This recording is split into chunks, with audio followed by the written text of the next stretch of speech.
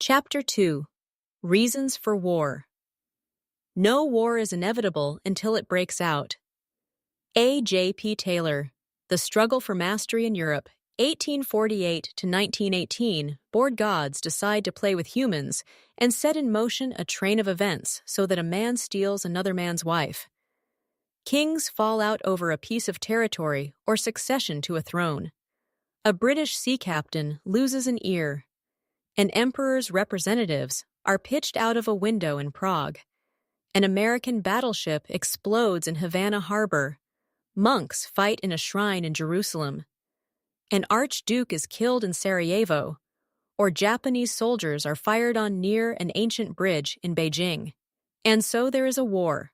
Soldiers die, ships sink, cities and towns are sacked, and civilians always suffer.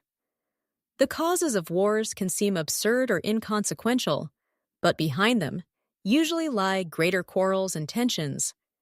Sometimes it takes only one spark to set ablaze an already smoldering pile of timber. The Trojan War, so it was believed in the ancient world, occurred when Zeus, king of the gods, decided there were too many humans on Earth, and hit on the neat solution of encouraging them to fight and kill each other off. He allows the goddess Aphrodite to promise the long-lost son of the king of Troy that one day he, Paris, will marry the most beautiful woman in the world. Paris duly falls in love with Helen, who is already married to Menelaus, the king of Sparta. Helen fulfills her role by sailing off to Troy with Paris, taking with her a good deal of Menelaus' riches. Thus, according to the ancients, the Trojan War started. Greeks from Sparta and its many allies made their way to the shores of Asia Minor, many to die there. And in the end, Troy was destroyed, and its surviving peoples taken into captivity. Did it really happen? And if not, the fault of the gods who started it? There is evidence of fighting around the ruins of Troy, and those who came after Homer certainly believed there had been a long drawn-out war. We know that the world then was an unstable and violent one in which small states fought for prizes.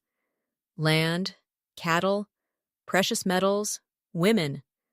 Homer turned what was probably a real war fought by rapacious thugs into a great work of art.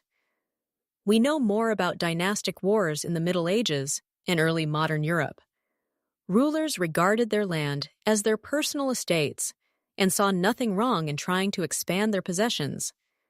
It was almost always possible to find a reason for war, whether an insult or an ancient claim. To revive the web of family connections which linked Europe's rulers meant that most successions could be disputed. In 1328, the King of France died without a son and heir. The question of who had the better claim, the cousin or the nephew, who also happened to be the King of England, led to the 100 Years' War between France and England. 5 centuries later, another king died childless, this time in Spain. And 3 countries, England, the Dutch Republic, and France, quarreled over the succession, triggering a war across Europe and around the globe that lasted for 13 years from 1701 to 1714. An affront to honor the rulers or the nations has often been the excuse for trying to settle a long-standing rivalry. In 1731, Captain Jenkins' ear was cut off, so he claimed, by Spanish sailors who suspected him of smuggling. He complained in vain to the British king in 1738. Parliament chose to take notice after he displayed what he said was the grisly relic. The war that broke out the following year lasted until 1748, and the real reason was not Jenkins' ear, but British ambitions to get a share of the lucrative trade, including in slaves with the West Indies and Spanish America. The Spanish, understandably, were equally determined to preserve their monopoly. Wars in the past may have been made by a single leader or elites, but often they had some popular support. The citizens of the Greek city-states feared for their way of life, and so came together to fight the Persians. The quarreling Arab tribes of the Arabian Peninsula were welded together by religion and the Umayyad caliphs. After the Prophet's death in AD 632, and swept through the Middle East, North Africa, and parts of Europe. Religion was behind what became known as the Defenestration of Prague. In 1618, Protestants, and they were a strong force in Bohemia, saw the rights guaranteed by the Austrian emperor being violated by his representatives, and so threw them out of a window of the great castle that still dominates Prague. Although the imperial officials survived, the episode set off a revolt and subsequent attempts by the Austrians to suppress it, which in turn drew Europe's major and minor powers into a long and complicated struggle that combined religious, social, national, and dynastic wars. Protecting co-religionists can be a most convenient excuse for war. In the middle of the 19th century, the great powers were looking greedily at the declining Ottoman Empire. Britain and France, both of which had extensive interests in the eastern end of the Mediterranean, did not want Russia reaching out toward Constantinople with its all-important command of the straits that led to the Mediterranean. When Orthodox and Catholic monks hit each other over the head with candlesticks and crucifixes in the Church of the Holy Sepulchre in Jerusalem, the Tsar took it upon himself to defend the rights of the Orthodox Church in the Ottoman Empire, and Protestant Britain and anti-clerical France expressed their determination to protect both the Catholics and the Ottoman Empire. At the end of the 19th century, the United States was starting to exercise its growing power outside its borders, especially in its own neighborhood. Attempts to invade Canada or persuade its inhabitants that they would like to be annexed had failed, and taking on the British Empire was not a good idea. But the pickings looked better to the south. The Americans had already lopped off large parts of Mexico, and they were increasingly interested in the Caribbean for both trade and security reasons. The idea of a canal joining the Pacific and the Atlantic across the Panamanian Isthmus, or possibly Nicaragua, was already under consideration, which did much to focus American attention in the region. The main obstacle, apart from the British, was the moribund Spanish Empire, which controlled, among other possessions, the rich and strategically important island of Cuba.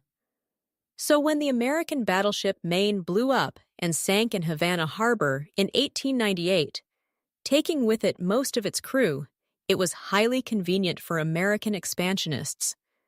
The influential Hearst Press blamed the Spanish. It is just as likely that faulty design or seamanship had caused the tragedy, urging its readers to remember the Maine and demanded vengeance. Congress obligingly joined in the chorus and pushed the president into the Spanish-American War, which left the United States dominant in the Caribbean and Central America, and almost accidentally gave it the Philippines as well. In June 1914, the heir to the Austrian throne made the singularly stupid mistake of going to Sarajevo, capital of Bosnia, which Serbian nationalists felt belonged with Serbia. And moreover, on the 28th of the month, the Great Serb National Day, which commemorates the defeat of the Serbian Prince Lazar at the hands of the Ottomans at the Battle of Kosovo in 1389. The target was irresistible to a group of young fanatical nationalists and their shadowy supporters in Serbia. And by sheer good luck, one of them managed to kill the Archduke and his wife. Neither the Austrian imperial family nor the government mourned the deaths and gave the couple a mean and hasty funeral. The Archduke had not been popular, and his wife was looked down upon as a mere countess. In death, however, they provided the perfect excuse for Austria to attempt to destroy Serbia, which, so it was felt in Vienna, had been stirring up trouble along the southern border for far too long. Germany decided to back Austria with the famous blank check. Russia felt that it could not stand by and see its little client Serbia destroyed.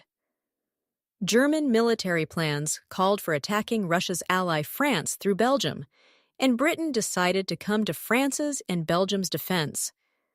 In 5 weeks, Europe moved from one of the most peaceful periods it had known since the Roman Empire into a general war. The Second World War started in Asia with another convenient episode, but it too had deeper roots. The Japanese militarists and nationalists were looking to build an empire in Asia to provide raw materials, markets, cheap labor, and land for settlement.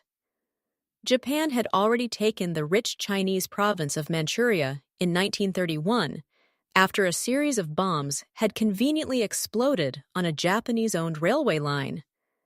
In 1937, Japanese soldiers were out on regular patrol in Beijing, a right established after a multinational force had defeated the anti-foreign Boxer Rebellion at the end of the 19th century.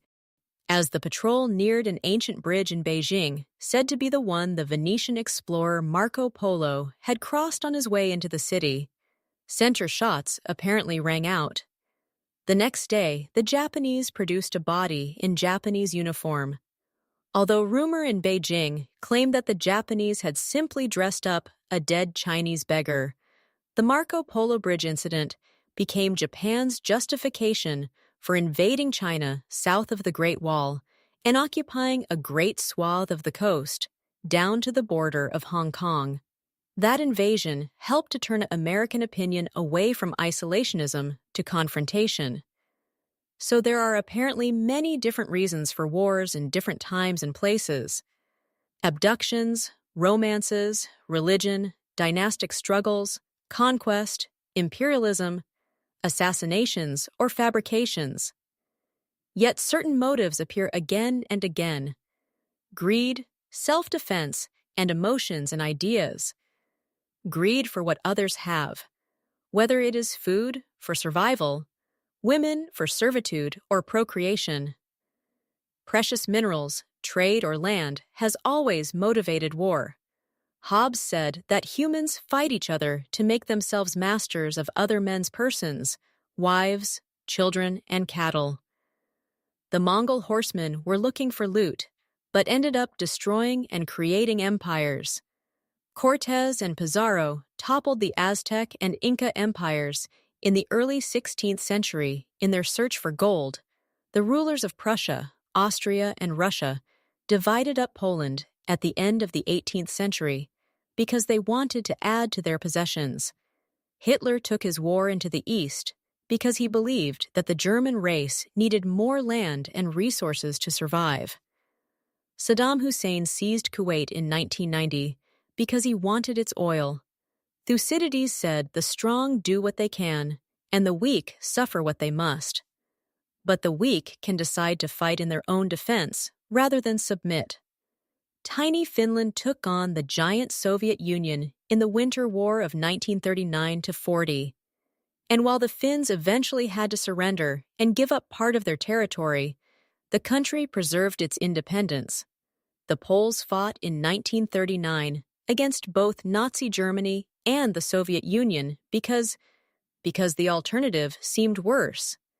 And it is hard to say they made the wrong choice when you consider the treatment of occupied Poland by both its enemies. Individuals and groups will fight out of fear of an imminent threat of what might happen in the future, even if they have not been attacked. And they fight to protect what they hold dear: possessions, homeland, families. Although war has normally been seen as a sphere for men, women can be its excuse. The French, said the 19th century German writer and nationalist Ernst Moritz Arndt, were mean, lascivious, ravenous, and cruel, and had defiled German women and dishonored their men. German men must fight to set right the shame in the First World War. A popular English postcard showed a woman's face with the caption, "The star that shines above the trenches at night." Recruiting posters on both sides showed helpless women being menaced by bestial soldiers. Wartime propaganda directed against the enemy warned that his women were not being as faithful as they should. In the Second World War, the Japanese broadcast warnings to Australian soldiers that their women were too familiar with the Americans stationed there. During the phony war of 1939–40, when French soldiers stood on guard on their frontiers in anticipation of a German attack, the Germans put up huge billboards visible from the French side, with messages such as "Soldiers of the Northern Provinces, licentious British soldiery are sleeping with your wives and raping your daughters." One French unit replied, "We don't give a bugger, we're from the South." The Nazi propaganda machine also played on racial fears by describing French and British women being seduced by black soldiers from their empires or the United States. Sometimes, it is argued, a preventive war against a threat which is more anticipated than actual is the best form of self-defense. The citizens of Sparta, according to Thucydides, voted for war because they were afraid of the further growth of Athenian power, seeing as they did that already the greater part of Hellas was under the control of Athens. The Romans took on the more powerful Carthage in the First Punic War because, as Polybius said, they were beginning therefore to be exceedingly anxious, lest if the Carthaginians became masters of Sicily also, they should find them very dangerous and formidable neighbors. Israel attacked its neighbors Egypt, Syria, and Jordan first in 1967 because it feared with reason that they were planning a coordinated war. In the crisis of 1914, the German High Command argued that it had only 3 years left before a rapidly modernizing Russia became too strong for Germany to defeat, and that added to the momentum toward war. The Japanese military argued much the same in 1941 as they watched the United States ramp up its preparations for war. The attack on Pearl Harbor was a gamble intended to knock the United States out of the war and leave Japan in possession of all its gains and the ones to come. In the Cold War, each side worried that the other might launch its nuclear warheads first to gain the advantage. And another sort of fear can add to the pressures for war in Europe. Before 1914, there was concern that too much peace was softening society, and a lot of talk about how a good conflict every so often toned up a nation's moral fiber and made tough patriots out of its young. In 1938, Hitler was horrified that Germans rejoiced when the Munich Agreement appeared to end the possibility of war. He told a meeting of German editors and journalists, all, of course, by now under Nazi domination, that they must educate the Germans, so the inner voice of the people itself slowly begins to cry out for the use of force.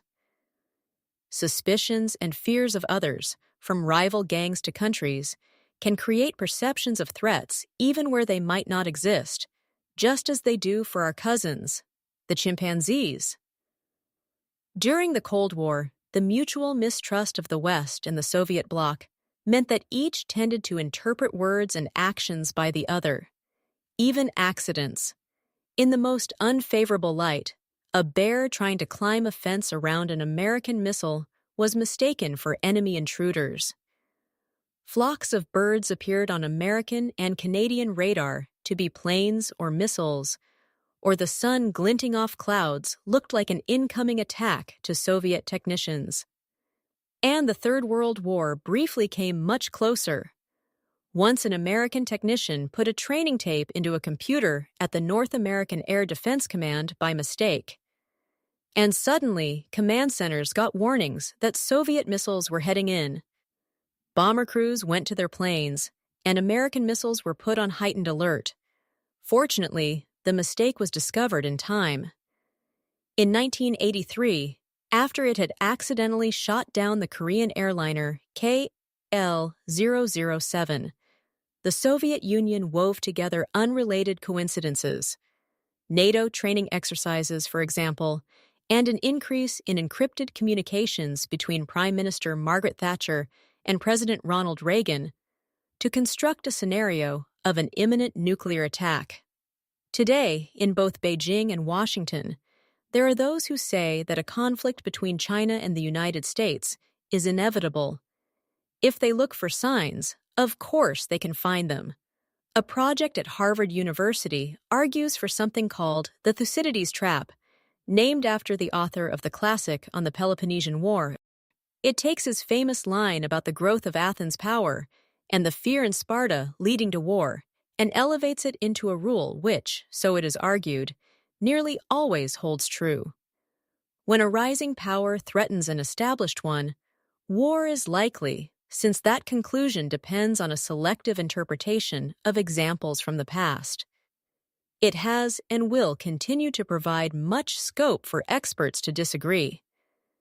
Humans also start wars because of what Hobbes called trifles a word, a smile, a different opinion, and any other sign of undervalue, either direct in their persons or by reflection in their kindred, their friends, their nation, their profession, or their name. Honor and glory are abstract concepts, yet they can matter more than life itself. Alexander the Great, it is said, modeled himself on the great warrior Achilles, who would not suffer insults and slept with a copy of the Iliad under his pillow.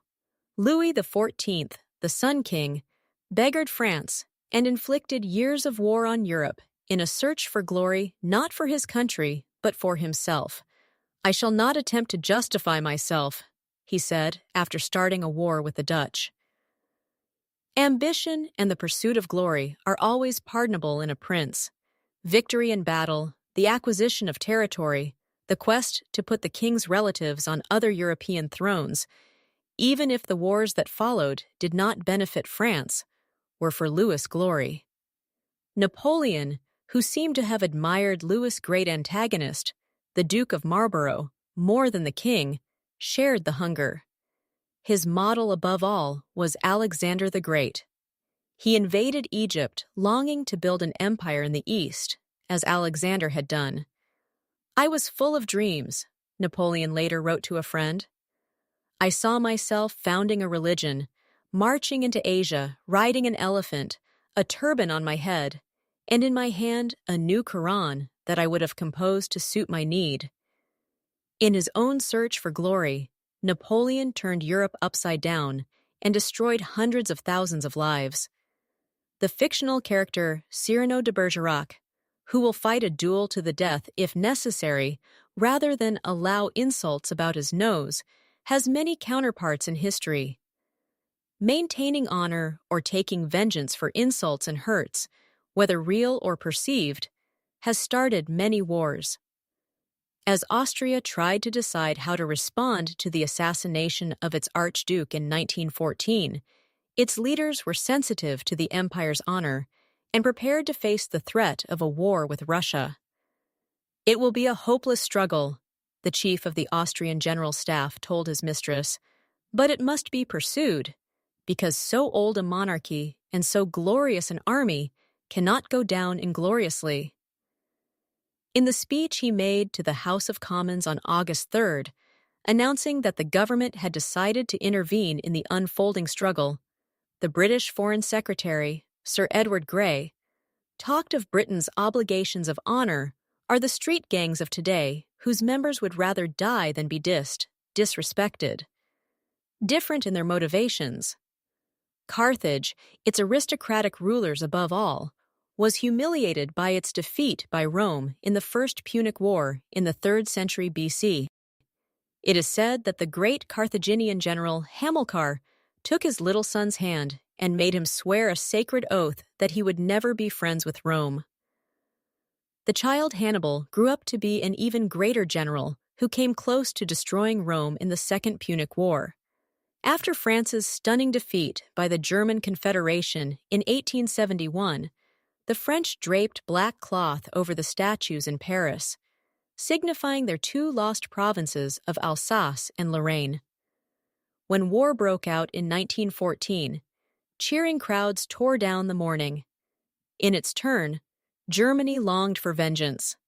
After its defeat in 1918, the Treaty of Versailles, the dictated, was widely seen by Germans of all political persuasions as vindictive and unjust. And it was held to blame for much that went wrong in Germany in the 1920s. An English journalist met two elderly sisters who said they could no longer send their laundry out once a week, all because of the treaty. Hitler and the Nazis rose to power in large part because they promised to break its chains. And break them Hitler did, declaring reparations payments at an end, openly breaching the disarmament clauses, moving troops into the demilitarized Rhineland, and incorporating Austria into Germany. His aim was always much greater than destroying the treaty or making Germany the most powerful nation on the continent. It was to give the German people the Aryan race, as he thought of them, a huge territory befitting their status as the master race, and ultimately ensure them domination of the world. Ideologies, whether idealistic, messianic, wicked, or simply crackpot, lie at the heart of some of the greatest conflicts in history. Nationalists. And that covers a wide range from the racists at one extreme to the patriots who value a shared culture and history at the other, have fought and killed and still do today in the name of the nation.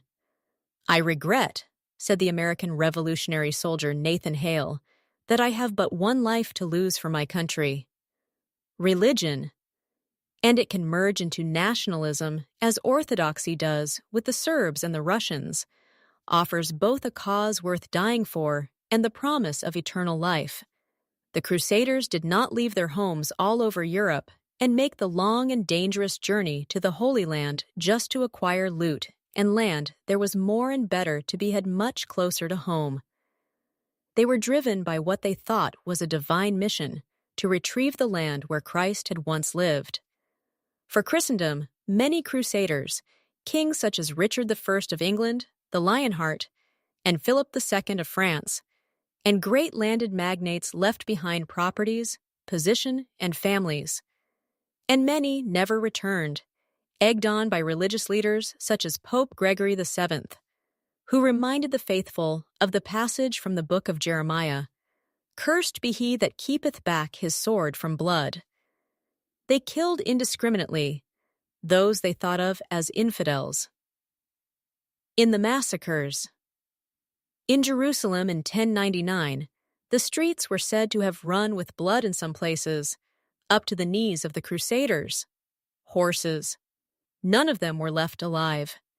Neither women nor children were spared, said a contemporary account. Wars of ideology, whether religious or political, are often the cruelest of all because the kingdom of heaven, or some form of earthly paradise, justifies all that is done in its name, including removing human obstacles. Those who hold the wrong ideas or beliefs deserve to die, much as diseases ought to be stamped out, or they are simply the necessary sacrifices on the way to achieving a dream which will benefit all of humanity. As Martin Luther, whose influence on Protestant thinking was enormous, once said, "The hand that wields the sword and kills with it is not man's hand, but God's." Such attitudes fueled the internecine religious wars of his own century and contributed to the 30 Years' War in the following, as in the 20th century did wars for revolutionary socialism, which saw itself as doing history's work rather than God's. Today, of course, we have religious wars again, and the targets are again without limit until the final goal is achieved. Sadly, even wars which are meant to be about ending war itself take on that limitless character. If the purpose is to remove forever the scourge of war, then whatever atrocities and cruelties are committed in its name will be justified, because the sacrifice is surely worth it. In the lead-up to the 30 Years' War, radical Calvinists, espousing an extreme form of Protestantism, came to believe that the Habsburg monarchy was the force of darkness which must be eradicated before the righteous could be saved. When the radicals in the French Revolution prepared to wage war on Europe, it was for earthly salvation. As one revolutionary said in 1791, "It is because I want peace that I'm asking for war." The enemy, as in religious wars, becomes the enemy of humanity itself and must be utterly destroyed, not merely defeated. Civil wars so often take on the character and cruelty of a crusade because they are about the nature of society itself. The other side is seen as having betrayed the community by refusing to agree to shared values and a common vision. And so extremes of violence and cruelty become permissible, even necessary, to restore the damaged polity. When peoples who come from what has been the same family turn on each other, what was once love, or at least tolerance, becomes hatred, even to the extent of each wanting to annihilate the other. Each side in a civil war is struggling for legitimacy and dominance within a space that was once shared. An external enemy is a clear but understandable threat. A civil war is rather fueled by anger and hurt at the incomprehensible betrayal of the other side. The Romans, who first came up with the notion of a civil war, saw the very existence of strife within Rome as a serious moral failing, which called into question Roman civilization itself. We feel a particular horror at civil wars, both because they rip apart the bonds that hold societies together, and because they are so often marked by unrestrained violence toward the other side. The American Civil War probably had more casualties than all other American wars combined. Some 3 million men fought out of a total population of 30 million, and at least 600,000 died, and another 500,000 were injured. The equivalent number of dead today, with a much larger American population, would be closer to 5 million civilians. Perhaps 150,000 died, too, as a result of direct violence or starvation and disease. If anything, civil wars have been increasing since 1945, as wars between states become rarer. Greece, Nigeria, Sudan, Afghanistan, Yemen, Syria, Congo, Northern Ireland, Yugoslavia. The list is long and touches much of the world. Establishing the numbers of deaths in such conflicts is difficult, if not impossible, partly because often there are no good records. And which deaths are the result of war? Do we count only the combatants or those who support them? Also the deaths as a result of starvation or disease as a result of war. So estimates run from 25 million dead in civil wars since 1945 to far lower, but still horrifying figures. And we need also to take account of the millions of refugees from fleeing the violence. In a civil war, the small grudges and enmities of peacetime are magnified and become lethal. During the Peloponnesian War, a conflict broke out among the citizens of the city-state of Corcyra, ostensibly between enemies and supporters of democracy. In fact, said Thucydides, men were often killed on grounds of personal hatred, or else by their debtors because of the money they owed. There was death in every shape and form, and as usually happens in such situations, people went to every extreme and beyond it. There were fathers who killed their sons. Men were dragged from the temples or butchered on the very altars. Some were actually walled up in the temple of Dionysius and died there. Civil wars divide families and friends, often forever.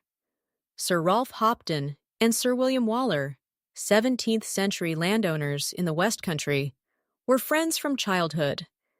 They were both Puritans on the same side of the great religious divide that ran through English society. Both went to the same church, and both became members of Parliament. There, they continued to agree on much. They both supported the Grand Remonstrance of 1641, which recorded Parliament's opposition to many of the policies of Charles I. In the end, though, Hopton felt that he must support the king against his opponents, and as England moved towards civil war, the old friends chose different sides. In 1643, as the Royalists and the Parliamentarians campaigned in the West Country, Hopton wrote to Waller to ask for a meeting. Waller's reply was heartfelt and heartbroken. "Sir, the experience I have of your worth and the happiness I have enjoyed in your friendship are wounding considerations. When I look at this present great distance between us, certainly my affection to you is so unchangeable that hostility itself cannot violate my friendship, but I must be true wherein the cause I serve. That great God, which is the searcher of my heart, knows with what a sad sense I go about this service, and with what a perfect hatred I detest this war without an enemy. But I look upon it as an opus domini, God's work, and that is enough to silence all passion in me. The God of peace in his good time will send us peace. In the meantime, we are upon the stage and must act those parts that are assigned us in this tragedy. Let us do so in a way of honor and without personal animosities. Whatever the outcome, I will never willingly relinquish the title of your most affectionated friend." They never met again. After the defeat of the Royalists, Hopton became an exile in Bruges, where he died in 1651. Waller ultimately grew disillusioned with the republic that was established and worked for the restoration of the monarchy. He died in 1668. There are many tragedies, such as Hopton's and Waller's in civil wars. Civil wars are hard to forget even when peace comes, because they so often leave peoples living side by side who have very recently been enemies. Forgiveness is difficult, and it is hard for the losers to accept defeat and the victors to be magnanimous. The act of pardon, indemnity, and oblivion for crimes committed in and just after the Civil War, which the British Parliament passed in 1660, is all too rare. In history, although today we are seeing more systematic attempts in places such as Rwanda, Colombia, Northern Ireland, and South Africa, at peace and reconciliation more usual, is what happened in Franco's Spain a long uncivil peace, as one historian described it. Order of a sort returns, as it did in Spain or Tito's Yugoslavia, but the bitter memories of the savagery and atrocities on both sides simply go underground. The Roman poet Horace warned of fire smoldering under ashes. The arguments over the past can still divide the Spanish today, as the recent furor over the fate of the memorial to General Franco in the Valle de los Caídos shows. In the former Yugoslavia, where memories are much rawer, it is difficult even to discuss what happened in the 1990s. Over a century and a half later, the American Civil War still cast its shadow in the arguments over the flying of the Confederate flag, or the statues of Confederate generals, or the tangled racial politics and the lingering resentments of Southern whites. Making peace is harder than waging war, the wise and cynical French Prime Minister Georges Clemenceau once said, and that is true of almost all wars. Too often, nations start hostilities without thinking ahead to what they hope to achieve and what sort of peace they would like. Before 1914, the German military had an elaborate plan of attack which had taken many years, many hands, and repeated exercises to create. The Schlieffen Plan was as good as the best general staff in Europe could make it, but it had fatal flaws.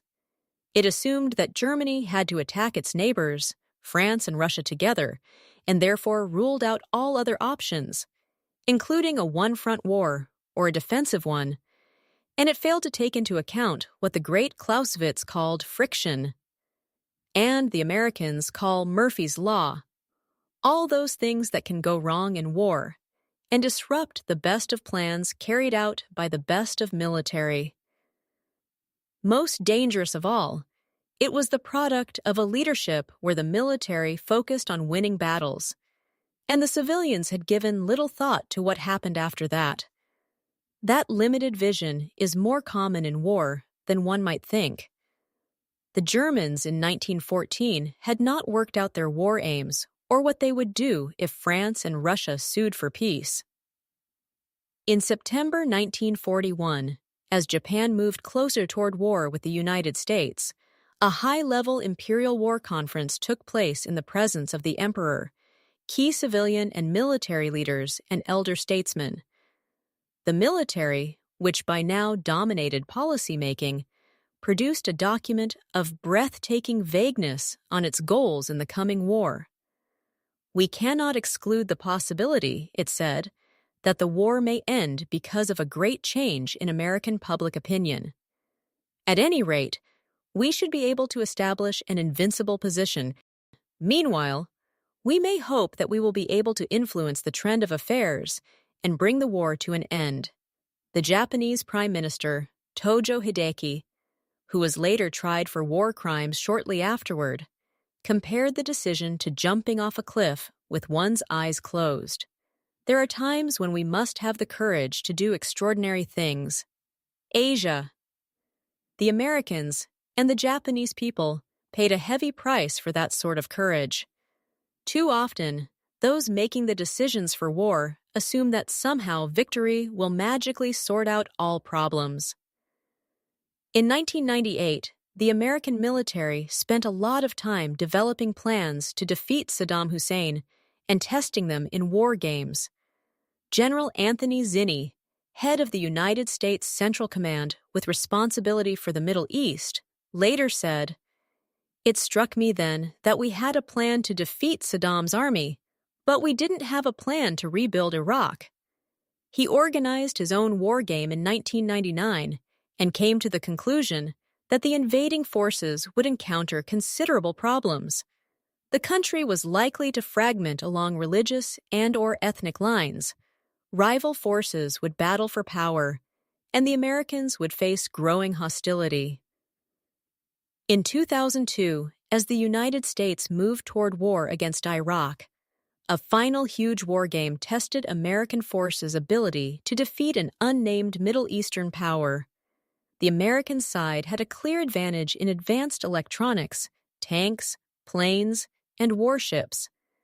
The general in command of the much weaker enemy forces, however, rang rings around his opponents. He kept radio silence and used motorcycles to deliver messages, and so made it difficult for his opponents' electronic surveillance to follow his moves.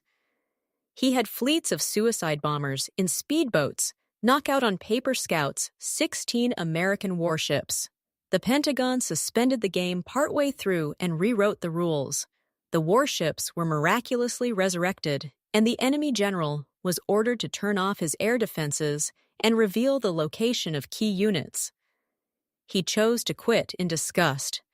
His demonstration of asymmetric war, where a weaker power can disrupt and challenge much stronger forces through unconventional means, was a warning of what was going to happen to coalition forces in both Afghanistan and Iraq, where they were battered by hit-and-run attacks by guerrillas who communicated through secure channels and who used cheap, improvised explosive devices, often shells or other containers packed with explosives and pieces of metal, such as ordinary nails, which can be set off with cheap, readily available technology, such as the remote controls for children's toy cars or garage door openers.